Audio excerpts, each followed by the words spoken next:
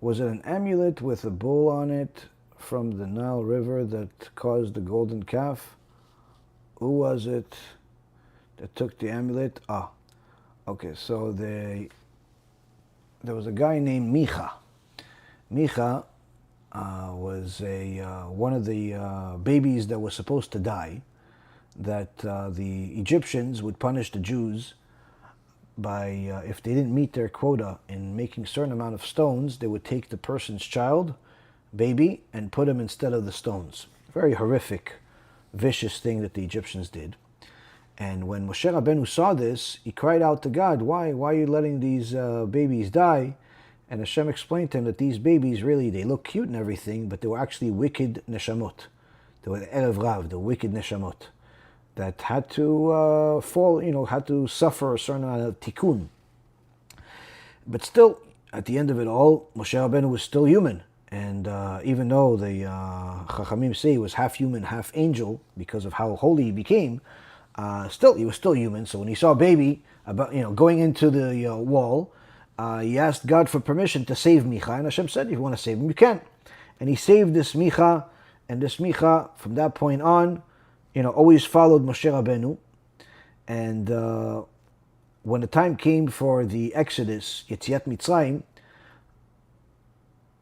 Moshe took upon himself to go fulfill the promise that that Yosef HaTzadik made the rest of the tribes. Promised him that when the Exodus eventually happens, that they take his bones out of Egypt. So he's buried in Israel. So Moshe Rabeinu went and looked for the tomb of Yosef HaTzadik. The problem was that the Egyptians, since they benefited so much from Yosef, how he built their country, made them the richest, wealthiest, strongest country in the world, they, in essence, did not want to lose his body, and they took his tomb and they hid it inside the Nile River. So Moshe Rabeinu did not know this, and no one knew until he met Serach. Serach, the daughter of Asher. Serach was the granddaughter of Yaakov Avinu. She was hundreds of years old, and she was one of the last remaining direct descendants of Yaakov Avinu, as far as that close, the granddaughter. There was a few others, but Serach, she got blessed by Yaakov Avinu to live a long life, and she's one of the 10 people that entered Gan Eden alive.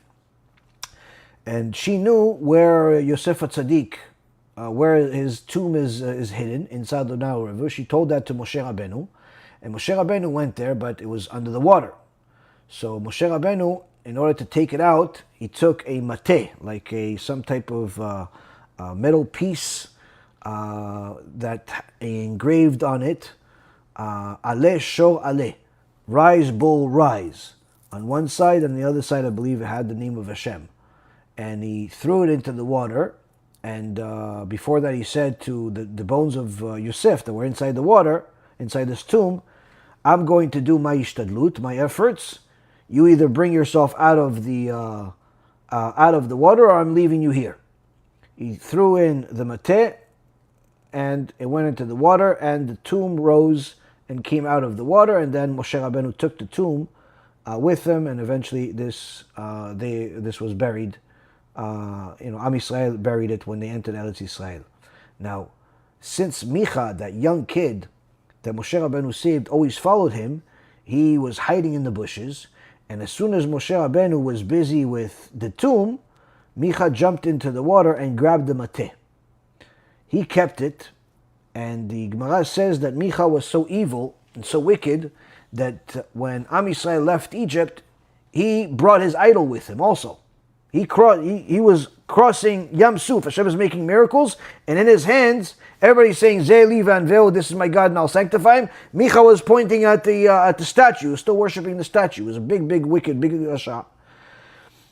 Later on, when Moshe Rabeinu went up to Mount Sinai, and the Erev Rav got everybody riled up, they wanted a replacement for Moshe. They knew they can't replace God, but they wanted a replacement for Moshe, and they started throwing the gold into the fire. And Micha took that mateh that he got from Moshe Rabeinu and threw it into the fire also. But since this mateh was no ordinary mateh, was no ordinary piece of metal, it had a Hashem's name on it, and on the other side it said, "Rise, bull, rise."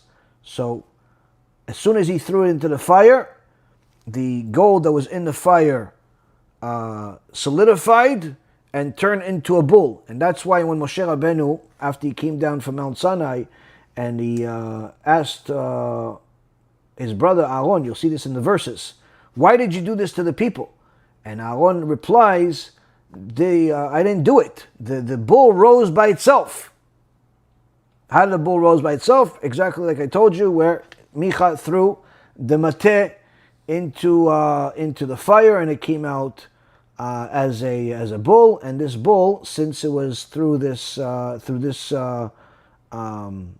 supernatural means that it came out, the bull came out and started talking, and it said, "I am God." So people started worshiping it. The Erev worshipped it. So it wasn't comparable to some statue you buy in Chinatown or you buy on the internet and put it in your garden. This was something very, very different. But that's also why when Moshe Rabeinu came down from Mount Sinai, he not only destroyed this golden calf, he literally turned it into dust, completely, destroying it. And Micha continued being wicked. Later on in the Tanakh, Micha actually opens a place of idolatry and gets people to pray to his idol. So he's still alive later on in the Tanakh. And you can ask, well, why did Hashem not kill him? Why did Hashem not kill him? Because sometimes there is a certain purpose that even the wicked people play in the ultimate tikkun of the world. So Hashem doesn't necessarily kill a person just because they're wicked, or not really just because they're wicked. Hashem will sometimes leave certain wicked people in the world, number one, to increase and magnify their ultimate punishment. Number two, to serve as a purpose, as someone that he will use to actually rebuke his children. Meaning that when Am Yisrael does the will of Hashem, then the nations are scared of it.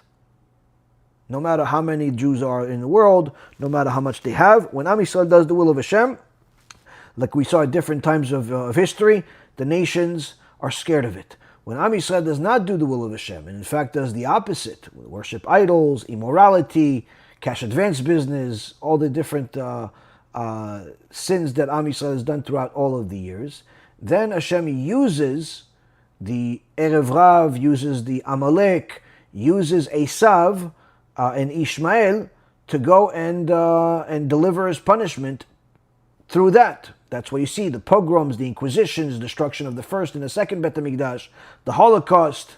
All of these things were tools that Hashem used to rebuke his children, to punish his children, and to, in essence, get them to do tshuva. So he didn't leave. The Romans were always wicked. The Greeks were always wicked. But Hashem left them in the world in order for them to rebuke, to be the rebuke, the stick that Hashem hits his own children with. The Nazis were always wicked. The Spaniards were always wicked. The Turks were always wicked. It wasn't like they became wicked when they started killing Jews. They were always wicked beforehand. Haman was always wicked. Amalek was always wicked. But Hashem, in essence, did not allow them to hurt Am Yisrael to that extent until Am Yisrael crossed the line. And when Am Yisrael crossed the line, Hashem uses the Esav and Ishmael to be the stick that Hashem, in essence, disciplines his children. Hashem Yachem. But Micha was a wicked person from the start, and he ended up causing a lot of trouble for Am Yisrael.